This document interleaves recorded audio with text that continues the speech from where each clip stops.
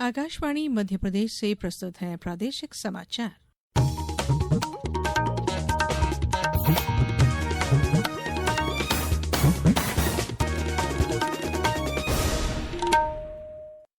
नमस्कार, समाचारों के साथ मैं धारणा सचदेव। सबसे पहले इस बुलेटिन के मुख्य समाचार।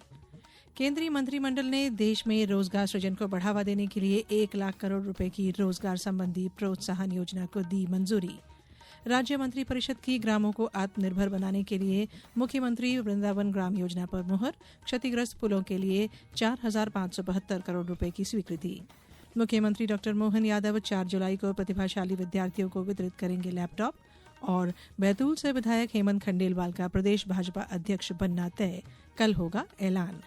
अब समाचार विस्तार से। केंद्रीय मंत्रिमंडल ने विनिर्माण पर विशेष ध्यान देते हुए सभी क्षेत्रों में रोजगार पैदा करने और सामाजिक सुरक्षा के लिए रोजगार से जुड़ी प्रोत्साहन योजना को मंजूरी दे दी है। सूचना और प्रसारण मंत्री अश्विनी वैष्णव ने आज नई दिल्ली में मीडिया को मंत्रिमंडल के निर्णयों की जानकारी देते हुए कहा कि इस योजना के अंतर्गत पहली बार नौकरी पर आए कर्मचारियों को 1 महीने का वेतन 15,000 रुपए तक मिलेगा। उन्होंने कहा कि विनिर्माण क्षेत्र में 2 वर्ष के लिए विस्तारित लाभ के साथ अतिरिक्त रोजगार पैदा करने के लिए नियोक्ताओं को 2 वर्ष तक प्रोत्साहन लाभ दिया जाएगा। श्री वैष्णव ने बताया कि केंद्रीय मंत्रिमंडल ने 1 लाख करोड़ रुपए की निधि के साथ अनुसंधान विकास और नवाचार योजना को भी मंजूरी दी है। सूचना और प्रसारण मंत्री श्री वैष्णव ने बताया कि देश में खेल परिदृश्य को बदलने और खेल गतिविधियों के साथ नागरिकों को सशक्त बनाने के लिए राष्ट्रीय खेल नीति 2025 को भी मंजूरी दी गई है। फर्स्ट टाइमर्स के लिए 1 महीने की सैलरी के बराबर subsidy up to a limit of maximum 15,000 rupees ये दी जाएगी, जो कि 2 इंस्टॉलमेंट्स में होगी, 6 महीने और 12 महीने के बाद में दी जाएगी। इससे एम्प्लॉयर्स को, कंपनीज को, they will be encourage to hire the first time. दूसरा इसका पार्ट है जो सस्टेन्ड एम्प्लॉयमेंट देते हैं 2 साल के लिए, every month 3,000 rupees per month पर एम्प्लॉय, ये एक सपोर्ट मिलेगा। और जो मैन्युफैक्चरिंग इंडस्ट्रीज हैं उसमें यही सपोर्ट 4 साल के लिए मिलेगा। राज्य मंत्री परिषद द्वारा प्रदेश के ग्रामों को आत्मनिर्भर बनाने के लिए मुख्यमंत्री वृंदावन ग्राम योजना का अनुमोदन किया गया है। मुख्यमंत्री डॉ मोहन यादव की अध्यक्षता में आज आयोजित बैठक में इस पर मुहर लगी।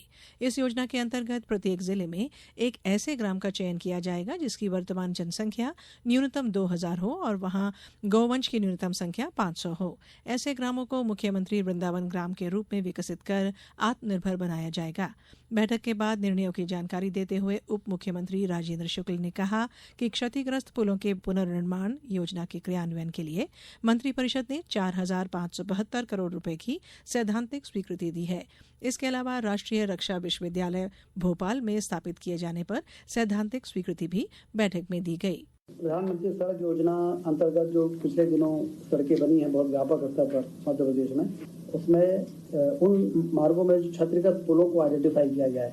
इसमें 1766 पुल आइडेंटिफाई हुए हैं पूरे प्रदेश में, जिसके निर्माण में 4,572 करोड़ रुपए की सैद्धांतिक स्वीकृति आज कैबिनेट ने दी है। 5 वर्षों में उन सारे पुलों का निर्माण होगा। राज्य के बजट से 100% ये राशि उपलब्ध कराई जाएगी। देश में वस्तु और सेवा कर जीएसटी लागू होने के आज 8 वर्ष पूरे हो गए हैं। इस कर प्रणाली को देश में आर्थिक एकीकरण और कर सुधारों की दिशा में एक बड़े बदलाव के रूप में साल 2017 में पेश किया गया था। इसने भारत में अप्रत्यक्ष करों की श्रृंखला को एकीकृत प्रणाली में बदल दिया है। इधर प्रदेश में भी 8वां जीएसटी दिवस मनाया जा रहा है। भोपाल के रविन्द्र भवन में आयोजित कार्यक्रम की अध्यक्षता मुख्य आयुक्त सीमा शुल्क सीजीएसटी और केंद्रीय उत्पाद शुल्क मध्य प्रदेश मानस रंजन मोहंती ने की। इस समारोह में निर्यातकों और एमएसएमई सहित करदाताओं को विभिन्न मापदंडों पर सरकारी खजाने में उनके योगदान के लिए सम्मानित किया गया। प्रदेश में देहदान या अंगदान करने वालों के परिजन को राज्य सरकार 26 जनवरी और 15 अगस्त के कार्यक्रमों में सम्मानित करेगी। मुख्यमंत्री डॉ यादव ने आज सोशल मीडिया एक्स पर इसकी जानकारी देते हुए कहा कि मृत्यु के बाद किसी को जीवन का उपहार देना सिर्फ दान नहीं बल्कि यह अमृतत्व प्रदान करने जैसा है। मुख्यमंत्री डॉ यादव ने कहा कि हमारी सरकार का संकल्प है कि देहदान अथवा हृदय, लीवर व गुर्दा दान करने वाले देहदानियों, अंगदानियों के पार्थिव शरीर को गार्ड ऑफ ऑनर के साथ अंतिम विदाई दी जाएगी। ये समाचार आप आकाशवाणी मध्य प्रदेश से सुन रहे हैं। ये समाचार बुलेटिन यूट्यूब पर Madhya Pradesh news all India radio channel पर और फेसबुक के साथ ही एक्स प्लेटफॉर्म पर AIR न्यूज भोपाल पेज पर सुने जा सकते हैं। इसके अलावा आप हमारी वेबसाइट newsonair.gov.in पर या न्यूज ऑन AIR ऐप पर भी समाचार सुन सकते हैं। समाचारों में एक बार फिर आप सभी का स्वागत है।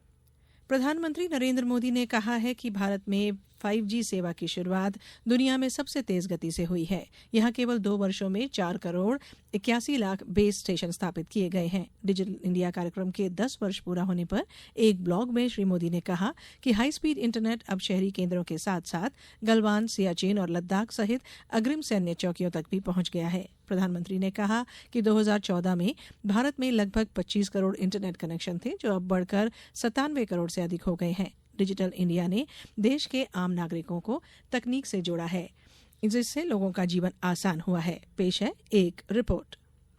डिजिटल इंडिया पहल के माध्यम से देश के दूर दराज के इलाकों में इंटरनेट की सुविधा पहुंचाई गई है और सरकारी सेवाओं को ऑनलाइन उपलब्ध कराया गया है। अब लोग महज एक क्लिक से स्वास्थ्य, शिक्षा, बैंकिंग और अन्य सेवाओं का लाभ उठा सकते हैं। डिजिटल इंडिया अभियान के कारण देश के लगभग हर गाँव में मोबाइल कनेक्टिविटी का विस्तार हुआ है। डायरेक्ट बेनिफिट ट्रांसफर के माध्यम से 44 लाख करोड़ रुपए हस्तांतरित किए गए हैं, जिससे सरकार को 3,48,000 करोड़ रुपए से अधिक की बचत हुई है। आज लगभग 46 करोड़ लोग और 6 करोड़ से अधिक व्यापारी UPI का उपयोग कर रहे हैं। अक्षित वैद्यान, आकाशवाणी समाचार, दिल्ली।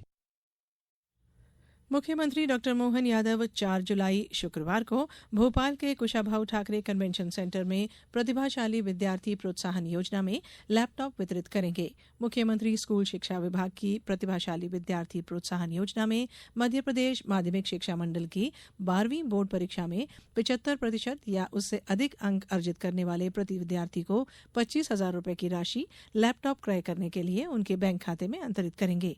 इस वर्ष 94,234 विद्यार्थियों को लैपटॉप के लिए 235 करोड़ 58 लाख 50 हजार रुपए की राशि दी जा रही है। कार्यक्रम में प्रदेश के 500 से अधिक विद्यार्थी और शिक्षक सहभागिता करेंगे। प्रदेश में पिछले वर्ष 2023-24 में 89,710 प्रतिभाशाली विद्यार्थियों के बैंक खातों में 224 करोड़ 27 लाख 50 हजार रुपए की राशि अंतरित की गई थी। बैतूल से भाजपा विधायक हेमंत खंडेलवाल का प्रदेश भारतीय जनता पार्टी अध्यक्ष बनना तय है। उनके नाम की घोषणा कल सुबह 11 बजे की जाएगी। उन्होंने आज अध्यक्ष पद के लिए नामांकन दाखिल किया। उनके नाम का अनुमोदन मुख्यमंत्री डॉक्टर मोहन यादव ने किया। श्री खंडेलवाल के अलावा किसी का नामांकन जमा नहीं हुआ, जिससे यह तय है कि भाजपा के नए प्रदेश अध्यक्ष हेमंत खंडेलवाल ही होंगे। प्रदेश में इलेक्ट्रिक वाहनों के संचालन को बढ़ावा देने के लिए Madhya Pradesh electric vehicle policy 2025 तैयार की गई है, जिसमें इलेक्ट्रिक वाहनों को प्रोत्साहित करने के लिए राज्य सरकार द्वारा परिवहन कर में छूट और अनुदान दिए जाने की भी व्यवस्था की गई है। आधिकारिक विज्ञप्ति में बताया गया है कि ई बस सेवा योजना के अंतर्गत प्रदेश के 6 शहरों में 582 इलेक्ट्रिक बसों के संचालन के लिए प्रस्ताव तैयार कर भेजा गया था, जिससे केंद्रीय शहरी मंत्रालय से स्वीकृति मिल गई है। इंदौर में 150, भोपाल में 100, ग्वालियर में 100, जबलपुर में 100, सागर में 32 और उज्जैन में 100 इलेक्ट्रिक बसों को चलाने का प्रस्ताव है। पीएम ई बस सेवा के अंतर्गत बस डिपो अधोसंरचना निर्माण के लिए भी प्रस्ताव तैयार किया गया है। इसमें 60% राशि केंद्र सरकार द्वारा और शेष 40% राशि राज्य सरकार द्वारा प्रदाय की जाएगी। अब कुछ समाचार संक्षेप में। पत्र सूचना कार्यालय भोपाल में आज केंद्रीय संचार ब्यूरो के मध्य प्रदेश और छत्तीसगढ़ के विभिन्न जिलों में कार्यरत अधिकारियों की एक कार्यशाला का आयोजन किया गया। इसमें महानिदेशक कार्यालय से महानिदेशक स्मिता वत्स शर्मा पश्चिम क्षेत्र ने भाग लिया।